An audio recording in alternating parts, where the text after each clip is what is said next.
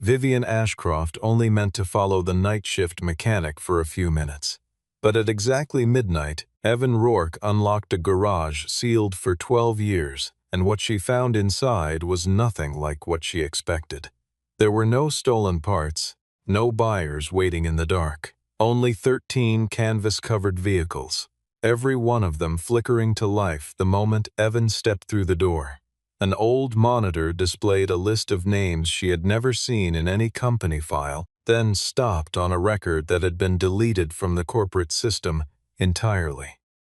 When the last canvas fell away, Vivian saw the car her family had sworn never existed. If you believe the truth cannot be crushed along with the cars, walk into the garage with Evan. Ashcroft Mobility was 6 days away from the most significant product launch in its 30-year history, and the entire city of Grayford, Ohio seemed to be holding its breath in anticipation. The Aegis One autonomous driving system had consumed 4 years of engineering resources, 3 rounds of financing, and more press coverage than the company's last 5 vehicles combined, and Graham Vail, Chief Operating Officer, and the man who had kept the company functional through 2 recessions, had made it clear that nothing was going to delay the rollout. Vivian Ashcroft, who had inherited her father's name and his company, but not his instinct for quiet patience, had spent the previous week moving between investor calls and engineering briefings, trying to convince herself that the unease sitting beneath her ribs was just the ordinary anxiety of someone about to bet a corporation on a single piece of software. The unease deepened on a Tuesday afternoon when she discovered that several validation records had gone missing from the primary testing server, and when she raised the issue with Graham, his explanation arrived too quickly and too smoothly, the way answers do when they have been prepared in advance. He told her the files belonged to a batch of accident vehicles that had already been flagged for destruction, that the data had no bearing on Aegis One's certification, and that the server migration team had simply failed to archive properly before clearing the old records.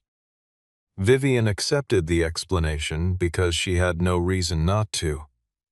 But she began paying closer attention to the mechanics who processed the damaged vehicles that passed through the company's inspection center. Most of the technicians moved through their shifts with the particular efficiency of people who have done the same task. So many times the body performs it without much input from the mind. But one of them was different. Evan Rourke had been with Ashcroft Mobility for 9 years. Long enough to know every protocol and violation threshold in the company's inspection manual, and he was the only technician who consistently filed requests to retain control modules from accident vehicles past the standard 72-hour window. He did not attend the Aegis One preview briefings that Graham organized for staff, did not wear the company-branded jacket that appeared in everyone else's locker the week before the launch, and maintained a calm around him that was either the mark of someone who had made peace with his circumstances or the mark of someone who no longer needed to perform for an audience. Vivian noticed him the way she noticed structural anomalies in building blueprints, not immediately, but persistently, once the pattern had registered. The evening that changed everything began with a flag from the security system. Camera footage showed Evan leaving the vehicle processing area after his shift, carrying a data module that should have been logged into the destruction queue. Graham was in her office within 20 minutes, presenting the clip with the practiced urgency of a man who had been waiting for exactly this kind of leverage, and he recommended filing a report with law enforcement immediately, describing Evan as a disgruntled employee who had likely been feeding proprietary information to a competitor for months. Vivian said she would handle it, and she did, by driving to the industrial district herself, keeping 3 car lengths behind Evan's truck as it moved through the darkened streets, following him to a building that looked like it had not conducted any legitimate business since the previous decade. She parked outside and waited, watching the lights come on inside one by one, feeling the particular alertness that arrives when intuition outpaces explanation. Through a gap in the loading door, she saw 12 dashboard displays illuminate simultaneously, each one showing an identical line of text that made the unease in her chest become something harder and colder. Vivian did not announce herself. She stepped through the gap in the door and stood in the middle of the garage with her arms crossed, watching Evan work without flinching when he turned and saw her, and she asked him in a voice that had conducted 100 difficult board meetings what he believed he was doing with company property. The space around her was unlike anything she had expected. Not a chop shop or a storage facility for stolen components, but something closer to a laboratory assembled from wreckage, a record of impact and shattered safety glass, organized with a precision that would have taken years to achieve. 12 vehicles had been arranged in a loose arc, each one stripped to its essential systems and rebuilt just enough for the electrical architecture to function, their interiors gutted of seats and panels, but intact where the wiring harnesses and control modules mattered. Photographs covered the entire eastern wall from floor to ceiling. Aerial views of crash sites, insurance assessor documents, recall notices, police reports, medical examiner summaries, and rows of names written in black marker on strips of white tape, some with dates beside them and some without. Evan did not apologize and did not appear surprised that she had followed him, which told Vivian that on some level he had known it was only a matter of time before this conversation happened. He explained that every vehicle in the garage had been purchased through a licensed salvage broker after Ashcroft Mobility declared the units destroyed and removed them from inventory records, that the control modules fell outside the scope of proprietary asset classification because the company had publicly stated they contained no recoverable data, and that the paper trail supporting every acquisition was filed with a commercial attorney and available for inspection by any regulatory body that requested it. He said this not as a man defending himself, but as a man who had anticipated the accusation long enough to render it structurally irrelevant, and Vivian listened because the specificity of his preparation told her more than any explanation could about how long he had been building toward this moment. When she pressed him about what the simulation was designed to prove, he stopped answering and walked to the central console instead. And at exactly midnight, by the clock mounted above the workshop bench, he ran the sequence. All 12 vehicles responded at once, not with engines or motion, but with a coordinated replay of electronic signals that caused every steering column to turn 3 degrees to the left and every brake pedal sensor to register a suppression event lasting 4.7 seconds, a window during which the driver's inputs would have been received, acknowledged, and then silently overridden by a command originating from somewhere other than the vehicle.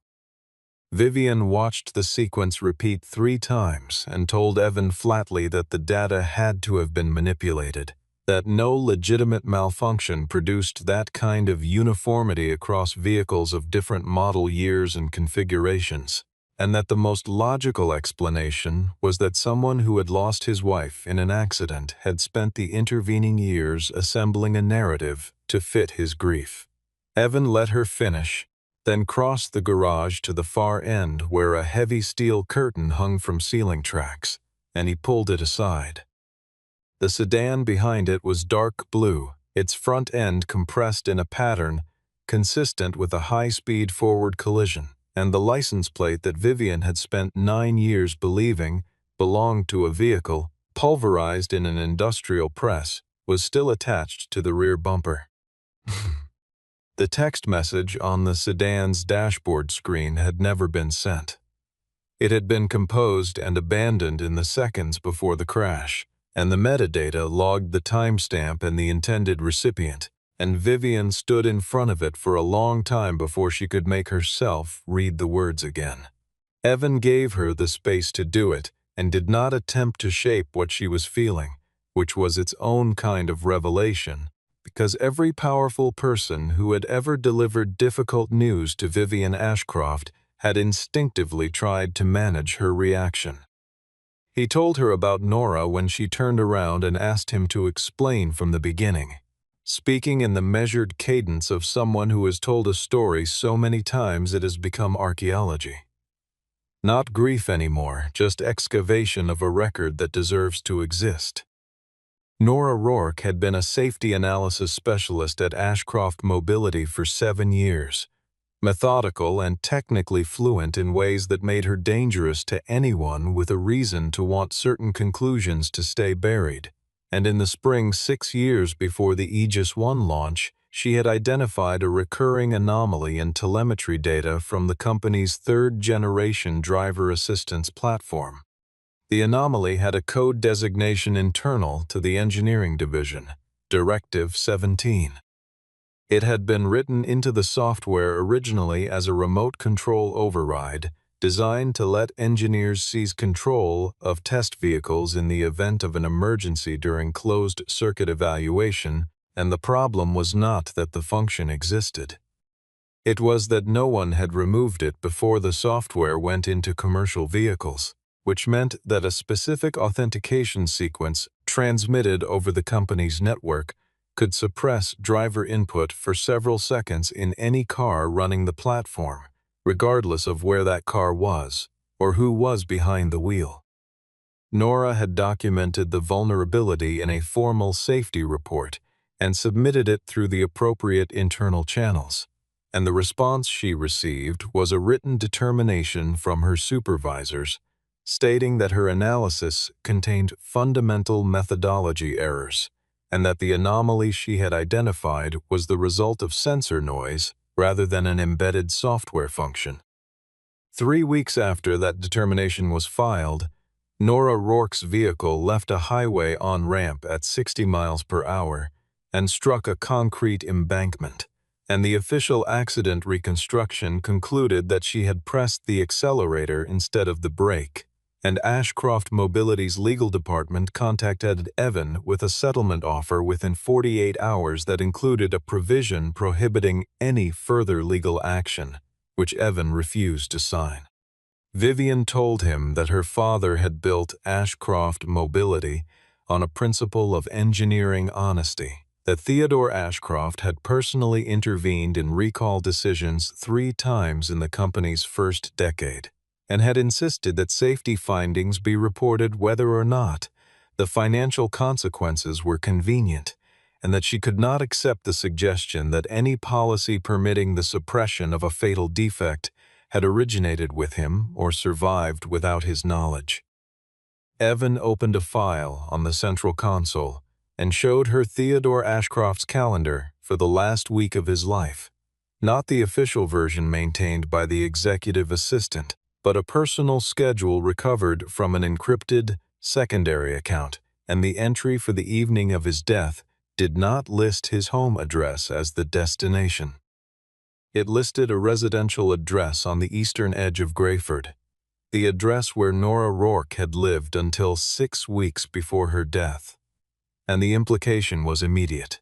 Theodore had been on his way to collect the documentation Nora had kept outside the company system, the physical backup of everything she had found, the evidence that Evan had since recovered and added to the garage archive.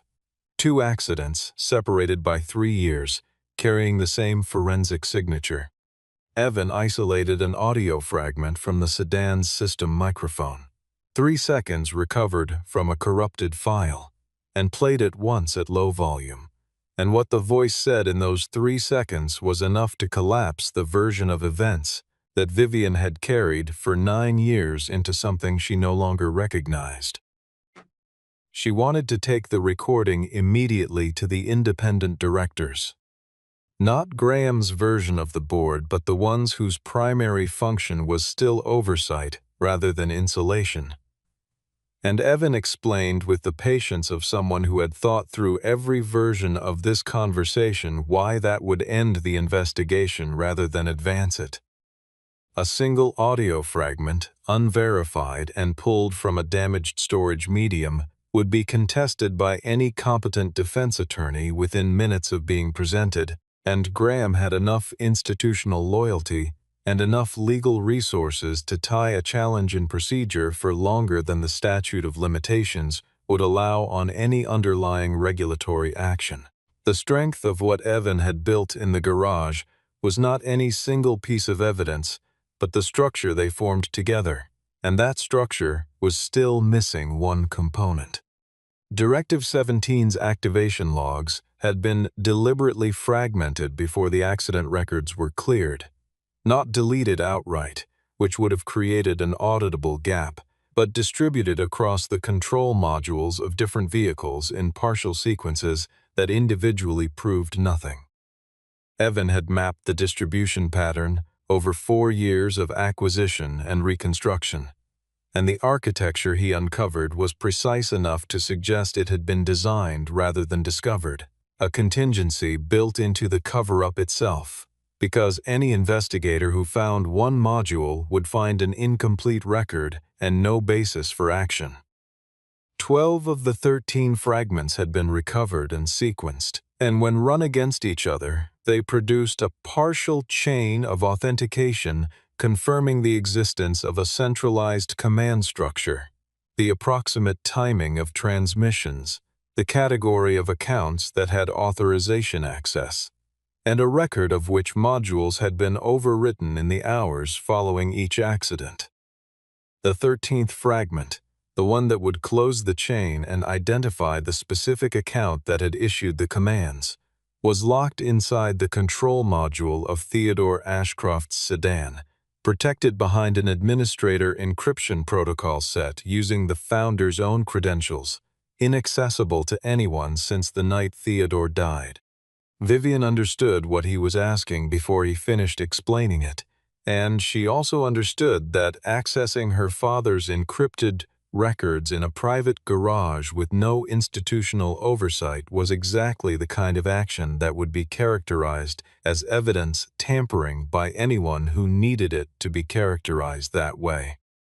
She sat with the decision for a long time, watching the 12 vehicles stand in their quiet arc, and then she told Evan she would unlock the module under one condition. Nothing from the completed data chain would be disclosed publicly until they had verified whether the emergency compliance layer embedded in the Aegis 1 release candidate was the same function as Directive 17 operating under a different name. Evan pulled the Aegis 1 firmware documentation that his daughter Willa had extracted from the development server 2 weeks earlier, and they worked through it together for the better part of 3 hours. And what they found was not a vestigial feature left in by oversight, but a deliberately maintained capability, renamed, moved deeper into the architecture, and surrounded by access controls that made it invisible in any standard code review. Graham had not corrected the defect. He had preserved it, obscured it, and prepared to push it out to more than 40,000 vehicles in the current pre-order queue in 6 days.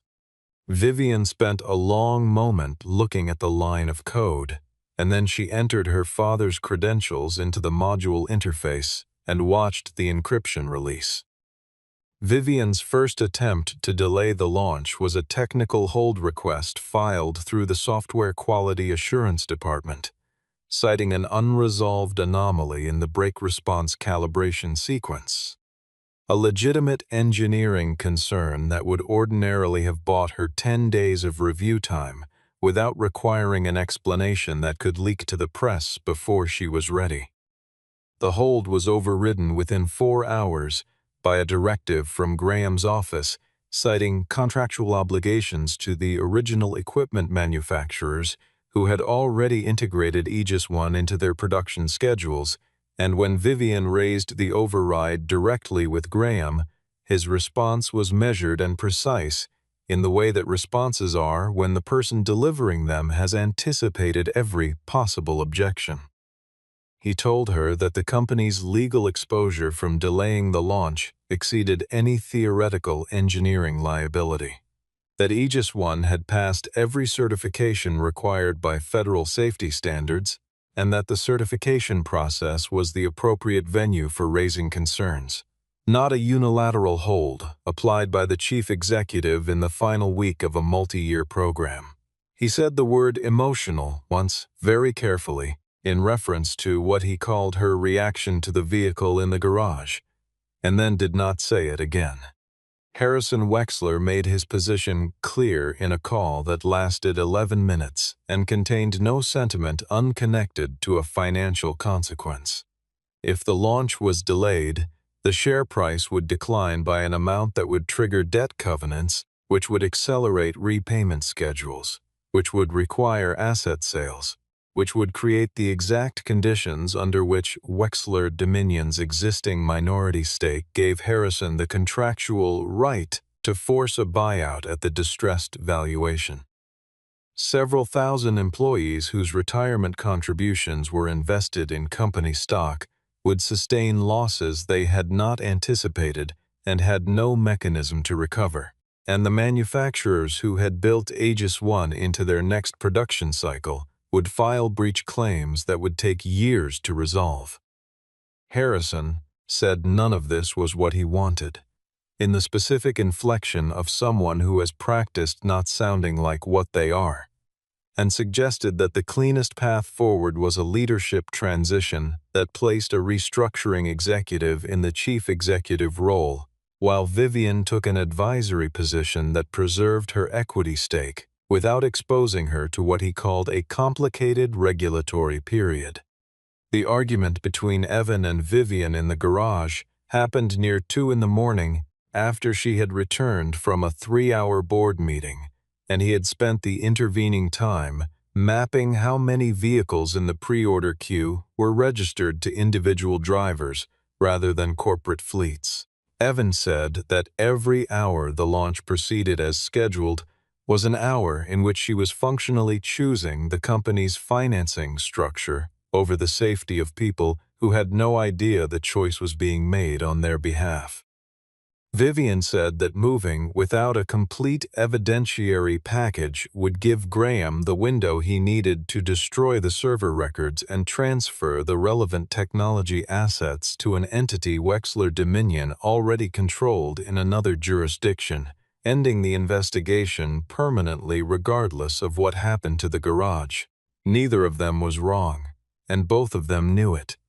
And the silence that followed was the particular kind that forms when two people have reached the same understanding from different directions, and found that understanding insufficient.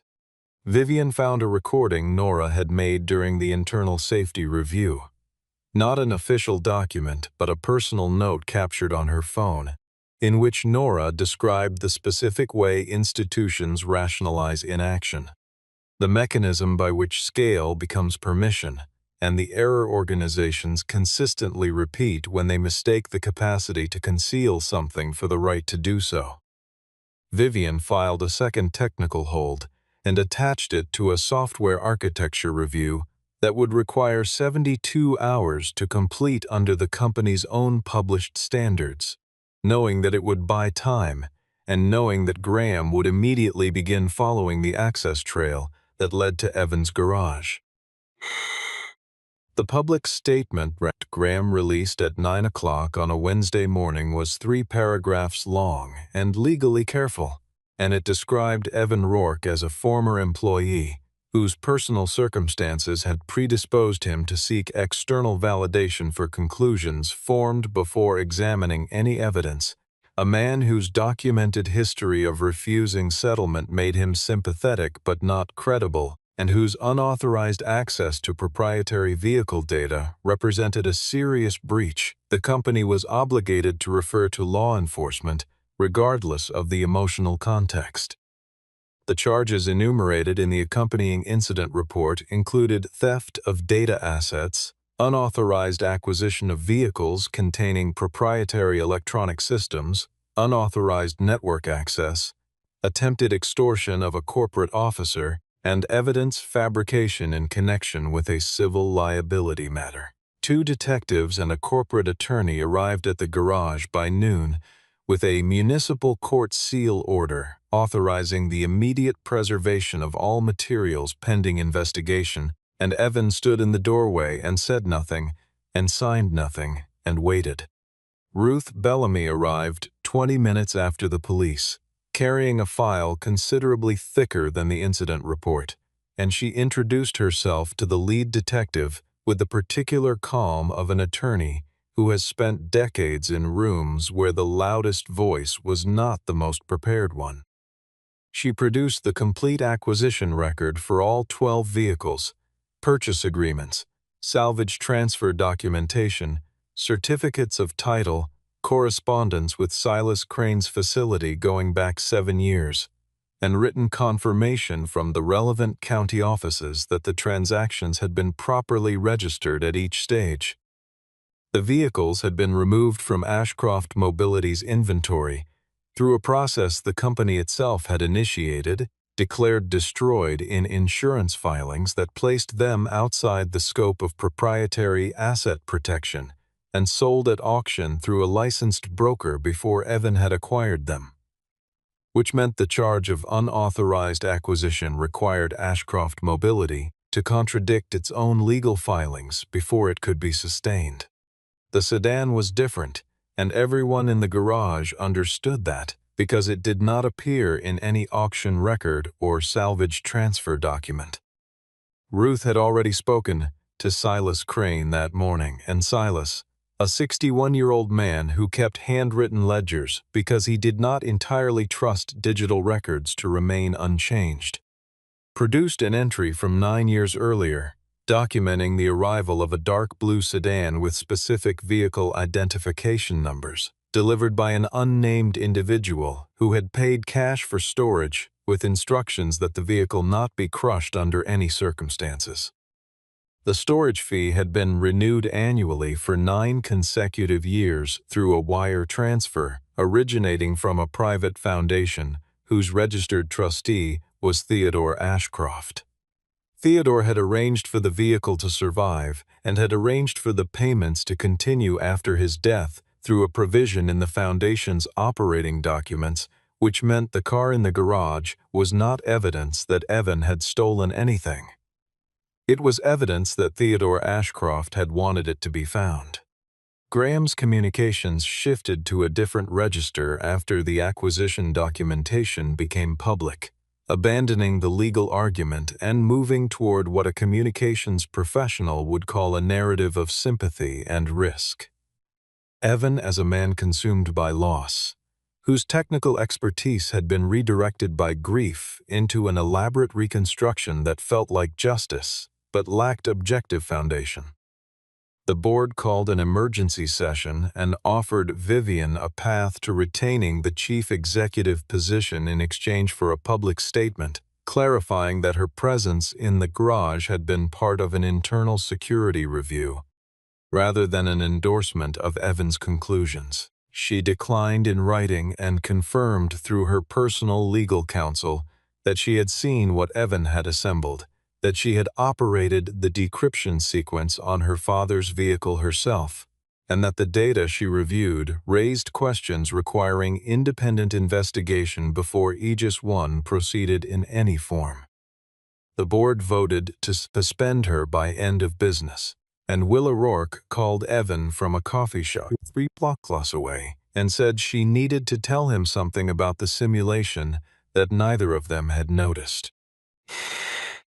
Willa had been running a background analysis on the network traffic logs from her father's midnight simulation sessions for 3 weeks, treating it as a data integrity problem rather than an emotional one,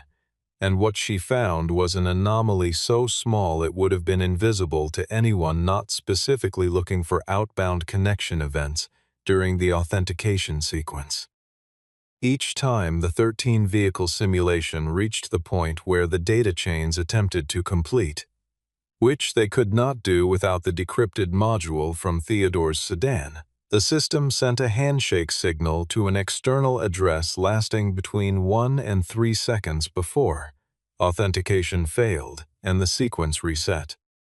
The address resolved to a subnet that did not appear in any of Ashcroft Mobility's current network documentation, but the routing path passed through infrastructure registered to the Grayford Industrial Development Authority, an organization that had managed the original build-out of the corporate campus Theodore had occupied before the company relocated its data operations to a newer facility 12 years earlier. When Willa traced the physical path of the routing, it terminated in the sub-basement of a building that had been used as a manufacturing annex and then abandoned, located 400 meters from the garage.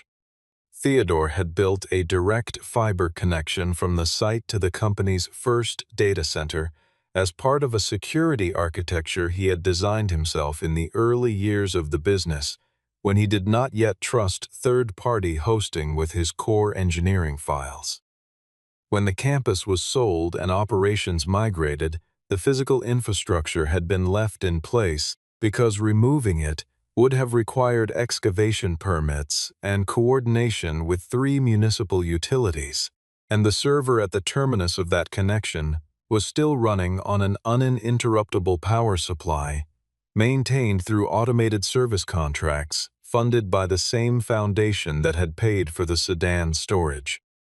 Theodore had built what Willa recognized as a dead man's switch, a distributed verification protocol that required the simultaneous confirmation signal from all 13 vehicles before the archive would release its contents, designed so that the system could only be triggered by someone who had already assembled the complete record of what had been done and therefore already understood what the server was going to confirm. The garage of Evan Rourke was not incidental to the investigation.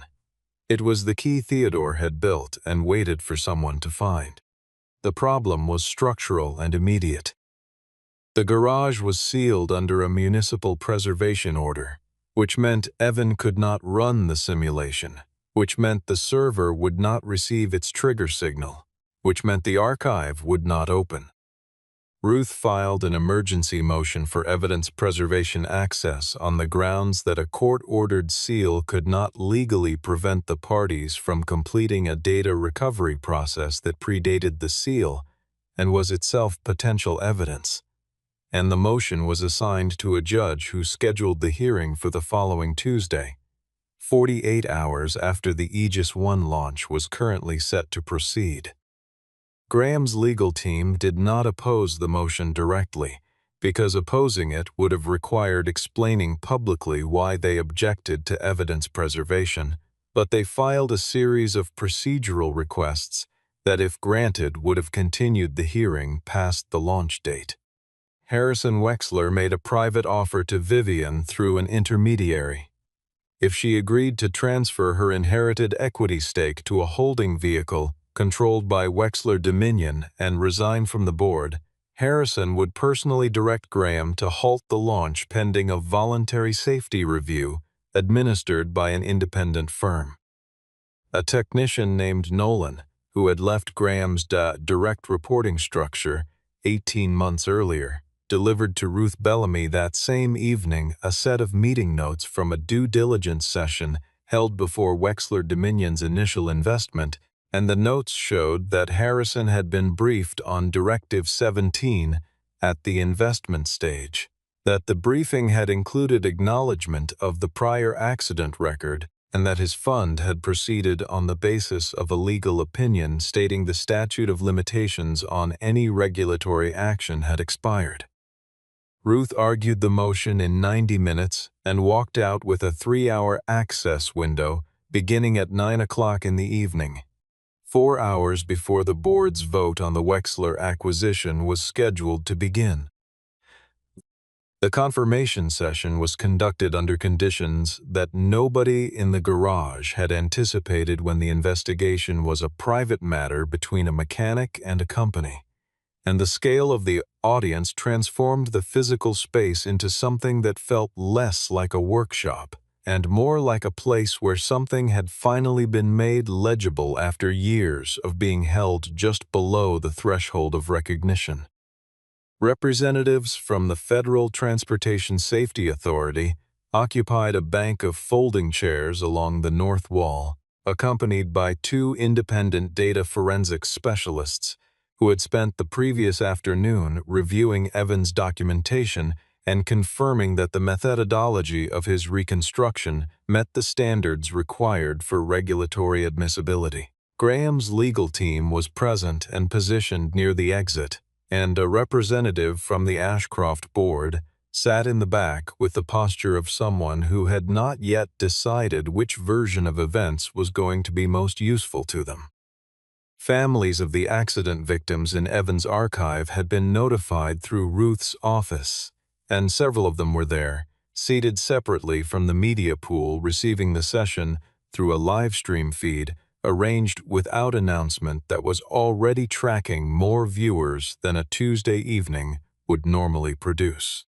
Nothing in the garage moved under its own power. Every vehicle remained on its support stands. Every simulation was conducted through electronic signal replay rather than mechanical operation, and Evan narrated each phase of the sequence into a small microphone, describing in technical language that Ruth's team had worked to make accessible what each vehicle's data showed, what the authentication sequence was attempting to verify, and what the completed chain would mean for the regulatory record on both the closed accidents and the pending launch. When the 13th fragment integrated and the authentication completed, the old server beneath the industrial district came online for the first time in 9 years and pushed its archive through the same fiber connection Theodore had laid decades before, and the forensic specialist spent 11 minutes examining the transfer before confirming the data was intact and unmodified. The archive contained internal communications, server access logs with timestamp and credential records, and a video file from a security camera Theodore had maintained independently of the company's network. The video showed a confrontation between Theodore and Graham that had taken place 3 days before Theodore's death. Not a collaborative discussion between two executives managing a complex situation, but a confrontation between a founder who had decided he could no longer protect a cover-up and a subordinate who had decided the cover-up was worth more than the founder's authority.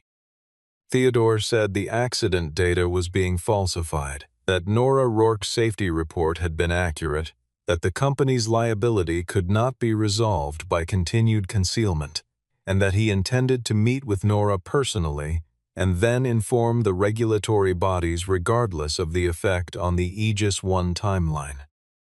Graham's response referenced Harrison Wexler's capital commitment, contingent on the technology reaching market on schedule, and included a statement that disclosing the defect would make the investment conditional,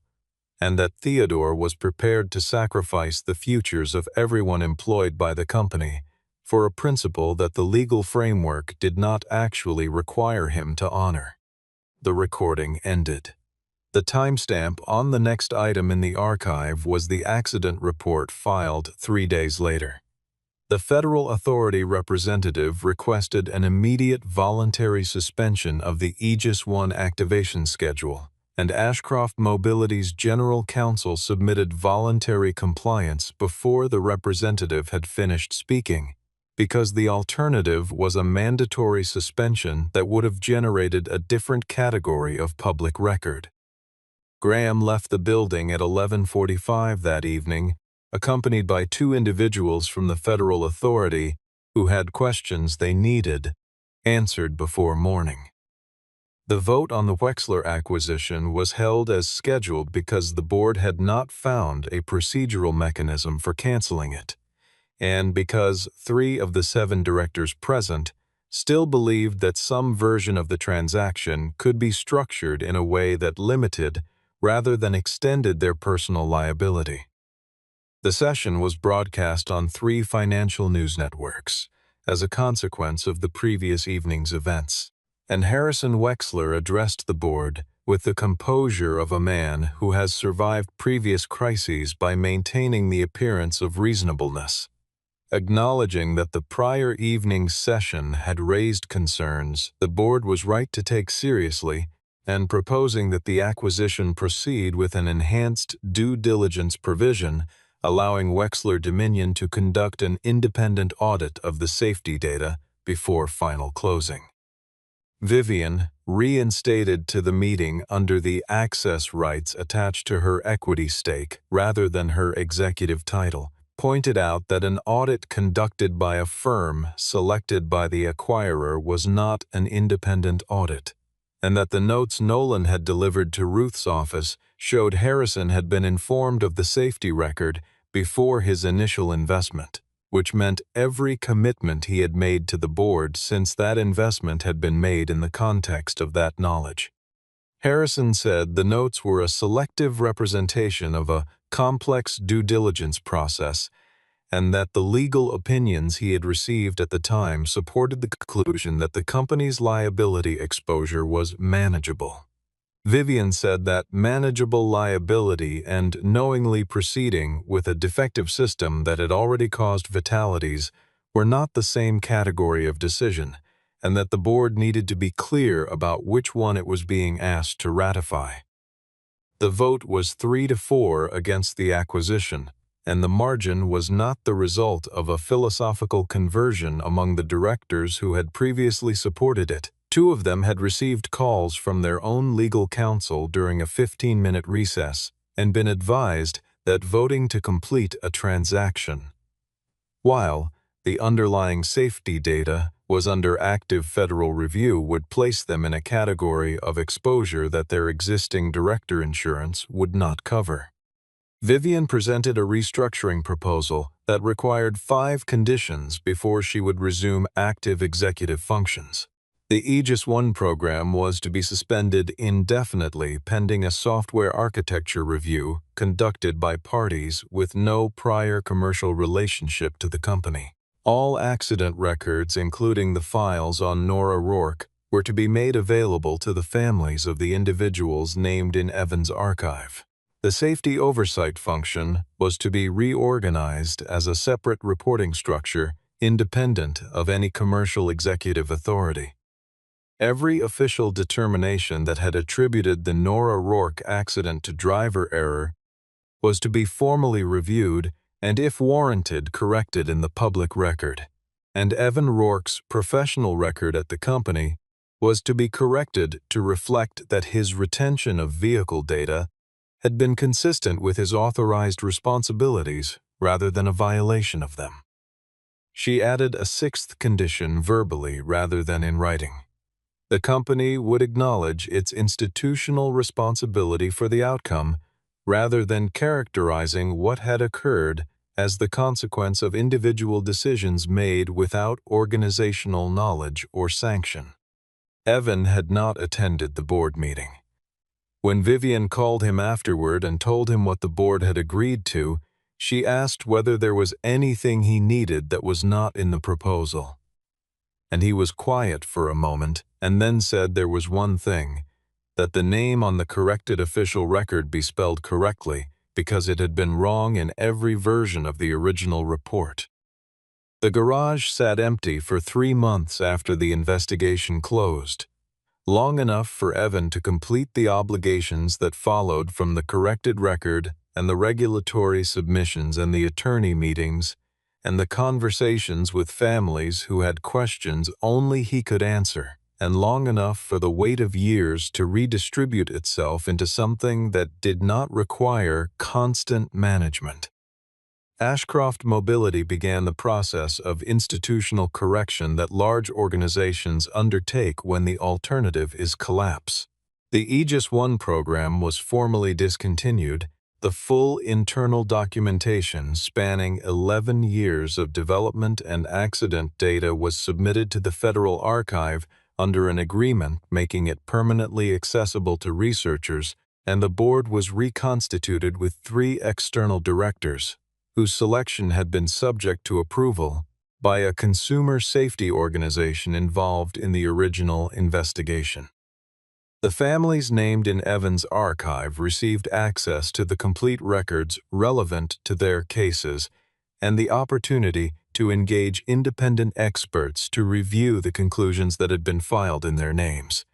and the company's general counsel made no attempt to attach confidentiality provisions to the compensation discussions that followed,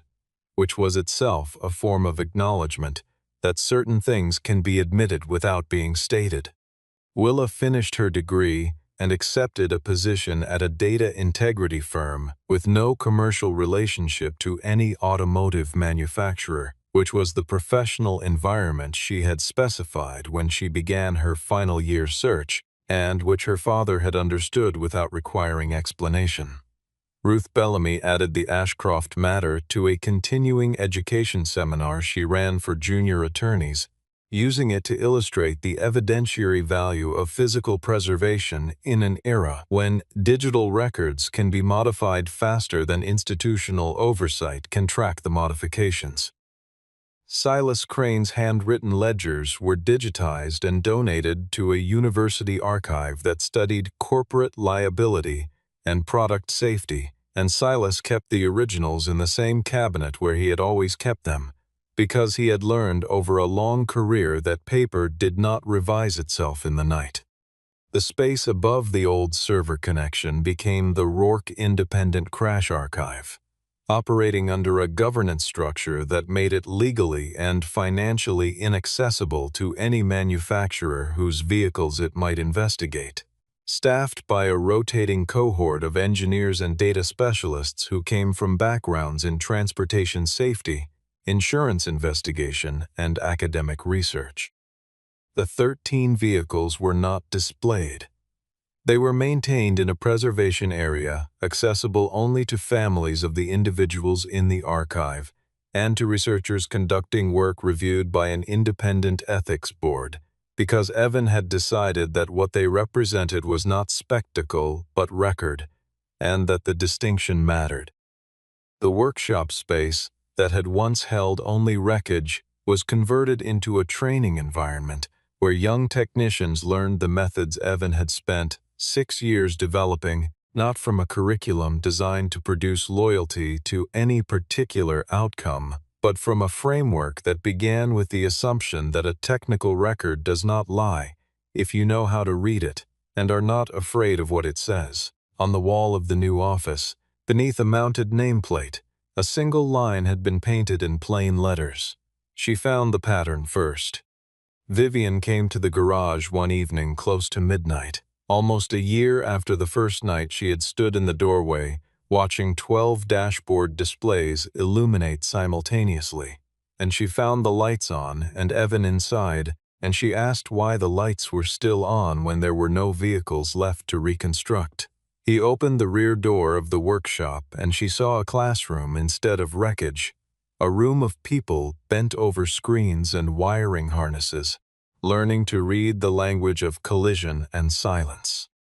He told her that the place had once held what a company wanted forgotten, and that now it would teach people how to make sure forgetting did not happen so easily next time. The night, Vivian followed a mechanic to a sealed garage. She had been looking for a thief, and what she found instead was the history that her own family had taken from her.